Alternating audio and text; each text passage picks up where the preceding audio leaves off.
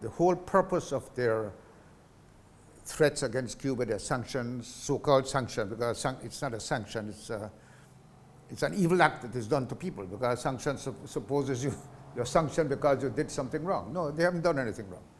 They're just being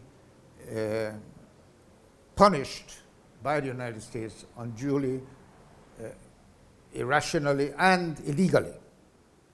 Why?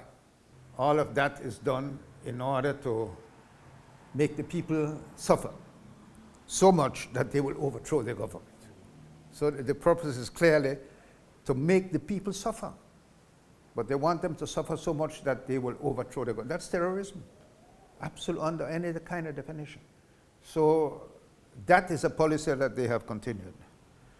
That is a policy that has been condemned by the United Nations, I believe, over 30 times in the last few years. It started in the 1990s, the UN resolution. So that has been condemned by the United Nations many times. All their European allies, of course. Britain, everybody condemns it. So if that is to be condemned, what do you think of this now, this additional thing which amounts to a death threat, Ippolito? That is what the United States is doing now. It has issued a death threat against Cuba, against the people of Cuba.